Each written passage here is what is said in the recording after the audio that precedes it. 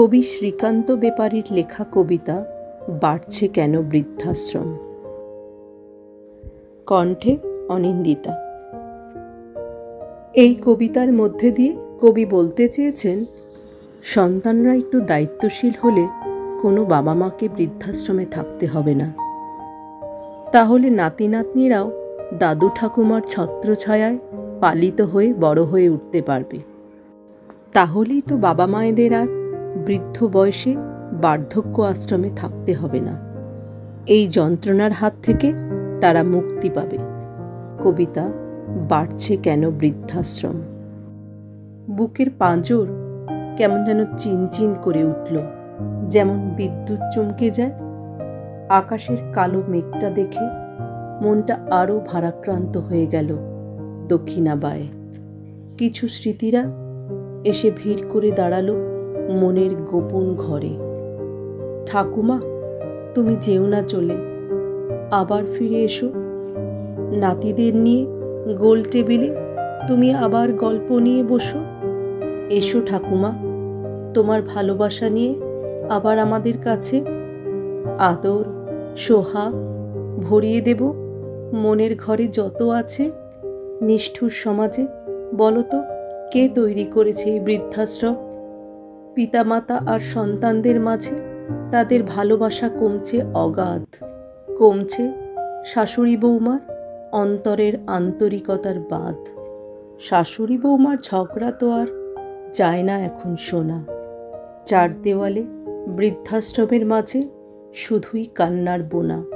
আত্মার সাথে আত্মার মিলন এখন, সম্পর্ক অনেক দূরে।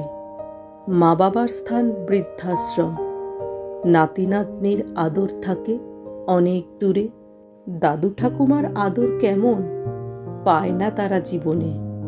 একাই চলতে থাকে আধুনিক রাস্তায়, যুগের নিয়ম রবে মনে। ছেলে মেয়ে বোঝে না তার আপনজন হয় কেবা। তাদের আত্মা কঠিন হচ্ছে, শেখে যেমন সেবা। পিসি কাকা থাকে না তার, জানে না এ কেমন ভালোবাসা। একটি শিশুর একটি মন, আত্মা হয় না খাসা। আগের দিনে আলাদিনের চেরা জ্বলত বাড়ি বাড়ি। খুশি মনে দিনটি তাদের কাটত, হই হট্টগোলে আর খেলার আড়ি। সবাই মিলে যৌথ পরিবারে কত সুখ তাদের ঘরে। দিন কাটত মেলার মতন। বাড়িতে আত্মীয় আদরে দিনে দিনে বাড়ছে যত বৃদ্ধাশ্রম। আমাদের সকলকে থাকতে হবে, হবে না কোনো ব্যবধান। ধারে উধার তোমায় চোকাতে হবে ঋণ, করতে তোমার সমাধান। তুমি বুড়ো হবে, আমিও বুড়ো হব।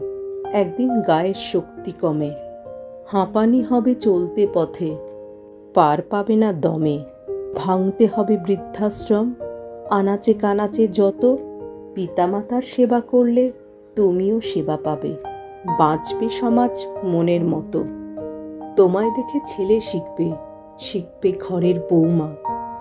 পিতামাতায় অন্যায় করেছ, সকল হবে ক্ষমা। তুমি একদিন শাশুড়ি হবে, বুড়ো একদিন হবে। এই দিনটি সেদিন তোমায় লাগবে যত কাজে ভবে। শহরগঞ্জে বৃদ্ধাশ্রম যাবে, অবশেষে দিনে দিনে মুক্তির জীবন পাবে।